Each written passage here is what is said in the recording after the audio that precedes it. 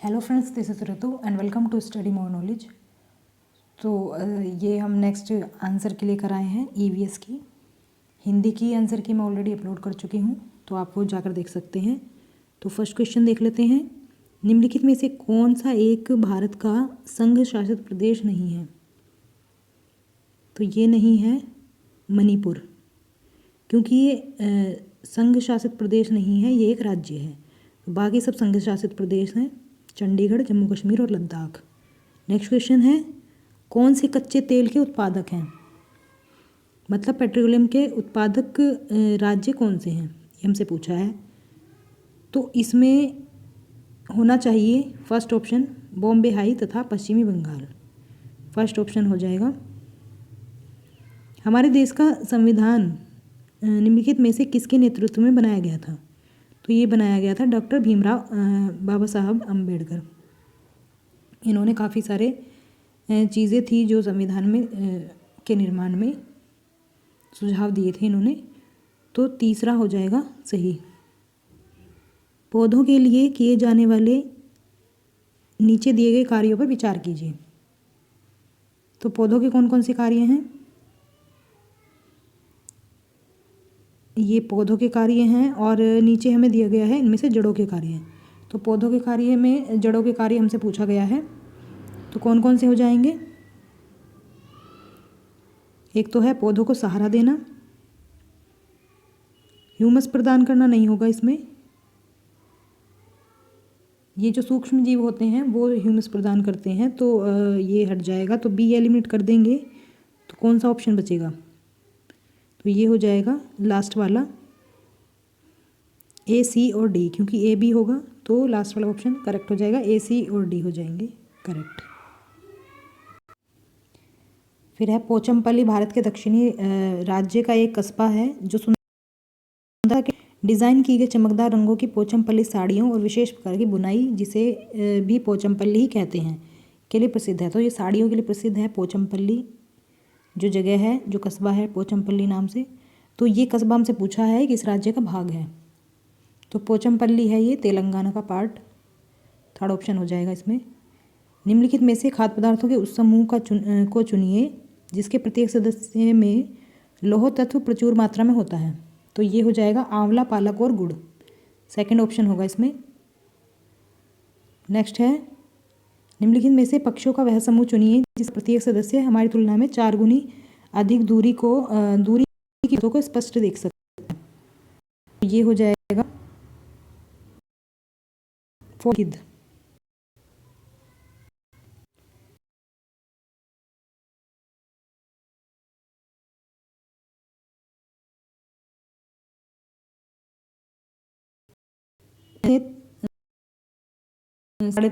तो ये बात हो रही है बांस पर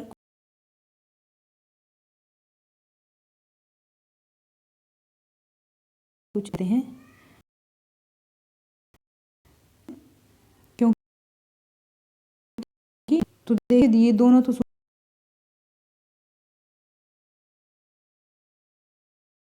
सूखी जगह है, ये ऊंचाई पर घर बनाए जाते हैं, बारिश में खराब। मानचित्र में दिल्ली की स्थिति के सापेक्ष गांधीनगर और पटना की दिशाएं, गांधीनगर है गुजरात की राजधानी और पटना है बिहार की राजधानी। तो हमें इसे बताना है कि कौन सी दिशा में ये पड़ते हैं दोनों जो नगर हैं। तो ये अगर हम देखें, देखिए मान लीजिए ड्राफ्ट के तौर पर बना देते हैं इंडिया का मैप।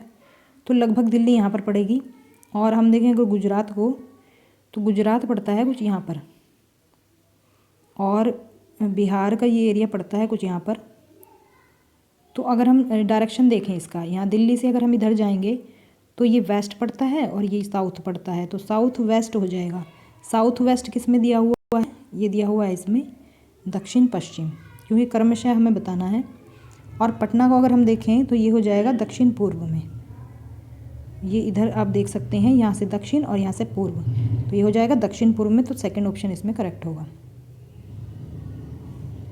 निम्नलिखित में से किसने मटर के पौधे के साथ प्रयोग किए और पाया कि मटर के पौधों में कुछ ऐसे लक्षण होते हैं जो जोड़ी में पाए जाते हैं, जैसे चिकने या खुरदुरे, लंबे या बौने, पीले या हरे आदि। तो मटर के पौधे पर एक्सपेरिमेंट हुआ था, वो किसने किया था ये बताना है। ये किया था ने जॉन मेंडल ने किया था। सेकंड ऑप्शन हो जाएगा इसमें। इसके बाद है निम्नलिखित में से कौन सा एनसीएफ के अनुसार ईवीएस पाठ्यक्रम में सुझाए गए 6 विषयों में से एक है। तो ये हो जाएगा चीज़ें जो हम बनाते हैं और करते हैं, थर्ड ऑप्शन हो जाएगा इसमें। उपाख्यान अभिलेखों में क्या नहीं दर्ज करना चाहिए। तो उपाख्यान मतलब एनेक्डोटल रिकॉर्ड्स की बात हो रही है। तो एनेक्डोटल रिकॉर्ड्स में हम क्या करते हैं, स्पेशली जो समस्याएं होती हैं बच्चे की वो हम लिखते हैं। तो और समस्याएं कहाँ पर आ रही हैं, ए और सी में। तो ए और सी किस ऑप्शन में है, ये मिलेगा आपको थर्ड में और फोर्थ में। तो अगर हम थर्ड की बात करें तो जो निर्णय वाले कथन होते हैं ये भी हम नहीं लिखते हैं, तो थर्ड एलिमिनेट हो जाएगा। तो इसमें आंसर हो जाएगा ए, सी और डी, फोर्थ ऑप्शन इसमें करेक्ट होगा। नेक्स्ट क्वेश्चन है, आप एक एकीकृत ईवीएस कक्षा के लिए कैसे योजना बनाएंगे। तो एकीकृत ईवीएस की बात हो रही है यहाँ पर। तो इसमें फर्स्ट ऑप्शन हो जाएगा, एक पाठ में 2 या अधिक विषय को क्षेत्रों को मिलाएंगे, क्योंकि इंटीग्रेटेड क्लासरूम की बात की जा रही है। जब हम 2 या 2 से अधिक विषयों को मिलाएंगे तो वो एकीकृत कक्षा का निर्माण हो जाएगा। नेक्स्ट है, पुनीत ने अपनी कक्षा 5 के शिक्षार्थियों को मानव शरीर की एक रूपरेखा दी और उन्हें भोजन विषय पढ़ाने से पहले पाचन तंत्र बनाने को कहा। तो पुनीत चाहता था पुनीत, क्योंकि उसने क्या किया, पाचन तंत्र बनाने को कहा पढ़ाने से पहले।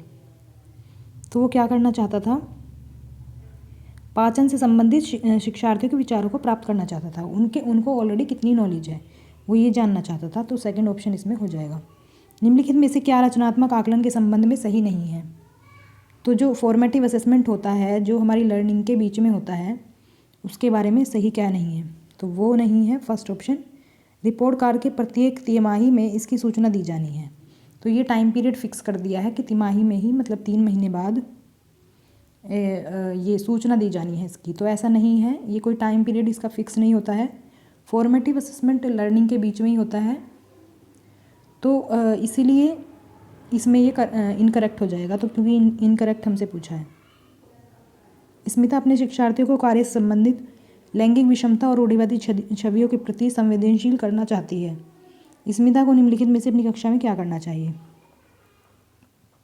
तो मेरे हिसाब से इसमें होना चाहिए, एक छात्र की माँ को कक्षा में आमंत्रित करे जो ऑटो चालक है। तो ऐसा क्यों, क्योंकि जो रूढ़िवादी विचार हैं, जो लैंगिक विषमताएं हैं, उनके कारण क्या ये रूढ़िवादी सोच क्या बनी हुई है कि ऑटो या ड्राइवर जो भी होंगे वो मेल ही होते हैं, पुरुष ही होते हैं, लेकिन ये महिला है एक। तो इसमें फोर्थ ऑप्शन सही हो जाएगा, क्योंकि ये एक तरह से एग्जाम्पल दिया जाएगा सामने से, तो ये बहुत अच्छा रहेगा।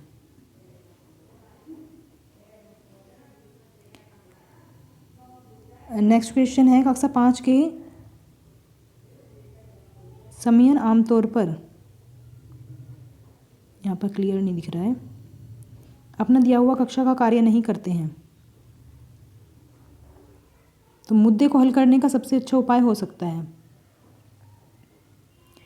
तो इसमें हो जाएगा फर्स्ट ऑप्शन, उसकी कठिनाइयों का पता लगाने और उसके अनुसार कक्षा कार्य को समायोजित करने के लिए उससे बात करें। तो इसमें हो जाएगा, क्योंकि कठिनाइयों का पता लगाना ज़रूरी होता है। अगर कोई सीख नहीं पा रहा है या काम नहीं कर पा रहा है, तो फर्स्ट ऑप्शन हो जाएगा इसमें। मुस्कान ने परिवहन में डीजल वाहनों का उपयोग निषिद्ध होना चाहिए विषय पर एक वाद विवाद का आयोजन किया, एक डिबेट का आयोजन किया। तो मुस्कान के द्वारा इस विषय पर कक्षा में वाद विवाद के आयोजन का क्या उद्देश्य है। तो उसका क्या एम है वाद विवाद आयोजित करने के पीछे। तो इसको हम कह सकते हैं कि यह छात्रों के विचारों को जानने और उन्हें सही करने में मदद करेगा। तो सेकंड ऑप्शन इसमें हो जाएगा। ईवीएस में मानचित्रण कौशल, तो ईवीएस में जो मानचित्रण कौशल होता है, इसको हम कह सकते हैं कि स्थानों की सापेक्ष स्थिति की समझ को विकसित करता है, कि कौन सा स्थान कहाँ पर है, ये एक तरह से बताने की, एक तरह से ये दर्शाता है। किसी एक जगह से हम दूसरे स्थान की दूरी का पता लगा सकते हैं, अनुपात भी देख सकते हैं कितनी दूरी है, किस तरह से है। तो फोर्थ ऑप्शन इसमें हो जाएगा। ईवीएस की एकीकृत प्रकृति सहायक है, तो ये हो जाएगा इसमें सेकंड ऑप्शन, पाठ्यचर्या के भार को कम करने और शिक्षार्थियों को सार्थकतापूर्ण सीखने में। नेक्स्ट है, निम्नलिखित में से ईवीएस में आकलन का एक व्यापक संकेतक नहीं है, तो ये नहीं है कंसेप्ट मैपिंग, अवधारणा मानचित्रण। कुछ हजार साल पहले भारत में तालाबों के निर्माण के अलबरूनी के अवलोकन के आधार पर कक्षा 5 के ईवीएस की पाठ्यपुस्तक में एक अनुच्छेद है। इस अनुच्छेद को शामिल करने का क्या उद्देश्य होगा? तो इसमें हम कह सकते हैं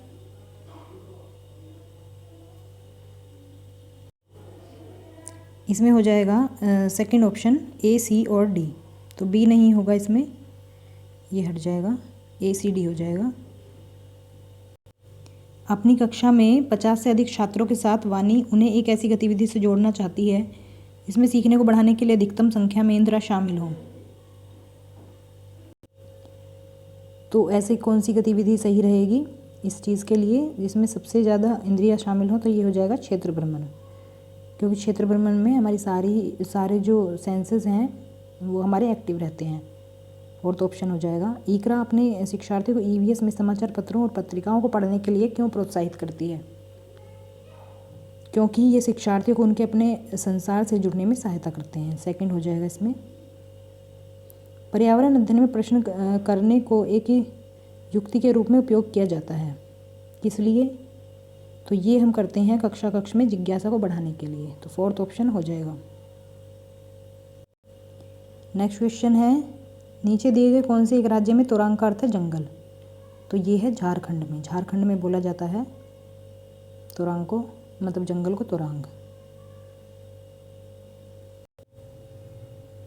नेक्स्ट क्वेश्चन है, आपका घर एक्स पर स्थित है और आपका विद्यालय वाई पर स्थित है। मान लीजिए घर यहाँ पर है एक्स पर और विद्यालय है वाई पर। तो यद्यपि आपका विद्यालय ठीक सामने है, तो ठीक सामने है विद्यालय, परंतु बीच में व्यस्त राजमार्ग होने के कारण आप सीधे नहीं जा सकते हैं। तो आप कैसे जाएंगे? तो इसमें दिया है, आप सबसे पहले तो ठीक दक्षिण में 125 किलोमीटर नहीं मीटर, तो यहाँ से अगर हम जाएंगे 125 मीटर तो इधर हो जाएगा दक्षिण, ये हो जाएगा 125। इसके बाद ठीक पूर्व में 100 मीटर लंबा सुरंग पथ पार कर रहे हैं हम। इसके बाद क्या है, अंत में आप ठीक उत्तर में 125 मीटर दूरी पर वाई पर अपने विद्यालय पहुंचते हैं। तो हम पहुंच गए यहाँ पर विद्यालय में वाई पर एक्स पॉइंट से। तो यहाँ पर कितना हम चले 125 मीटर। तो इसमें पूछा है हमसे वाई पर विद्यालय के सापेक्ष एक्स पर आपका घर कहाँ स्थित है। अब जो भी है वो ये खेल है यहाँ पर इस लास्ट वाली लाइन में। अब इसमें कुछ लोग कंफ्यूज हो सकते हैं कि हमसे यहाँ से दूरी यहाँ की पूछी है और दिशा भी यहाँ की पूछी है, लेकिन ऐसा नहीं है। हमसे पूछा है वाई पर विद्यालय के सापेक्ष, तो विद्यालय कहाँ है? इस वाले पॉइंट पर वाई पर, और यहाँ से हमसे पूछा है घर है यहाँ पर। तो आपका घर कहाँ है? तो घर की दिशा मतलब ये वाली डायरेक्शन बतानी है और ये वाली दूरी बतानी है। अब दूरी तो हो गई है 100 मीटर ही यहाँ पर हो जाएगा। तो डायरेक्शन क्या हो जाएगी? पश्चिम। तो 100 मीटर ठीक पश्चिम, थर्ड ऑप्शन करेक्ट होगा इसमें। अब इसमें है ये कोई लड़का नागरकोइल से मडगांव जाने के लिए 4 जून 2020 को किसी रेलगाड़ी में सवार हुआ। यह रेलगाड़ी 22:30 बजे नागरकोइल से चली और 6 जून 2020 को 4:30 बजे मडगांव पहुंची। तो यदि इस समय अंतराल में रेलगाड़ी ने 1145 किलोमीटर दूरी तय करी तो रेलगाड़ी की औसत चाल लगभग क्या थी? तो इसका आंसर हो जाएगा सेकंड ऑप्शन। ये लगभग दूरी है, लगभग पूछा है। तो फिर नेक्स्ट है, नीचे दिया गया कौन सा कथन मधुमक्खी और छत्ते के विषय में सही नहीं है? तो सही नहीं है सेकंड ऑप्शन, नर मक्खियाँ छत्तों के लिए अत्यंत महत्वपूर्ण है। तो ये महत्वपूर्ण नहीं है क्योंकि जो काम करती हैं वो मादा मक्खियाँ ही काम करती हैं इसमें। मतलब ज़्यादातर महत्वपूर्ण जो होती हैं वो मादा मक्खियाँ होती हैं। तो सेकंड ऑप्शन इसमें सही नहीं है। आज हम मिर्ची के बिना भोजन की कल्पना भी नहीं कर सकते हैं। इसे व्यापारी हमारे देश में लाए थे। तो कौन व्यापारी हमारे देश में लाए थे इसे? दक्षिणी अमेरिका। तो ये थी आंसर की ईवीएस की। Thanks for watching. मिलते हैं नेक्स्ट वीडियो में।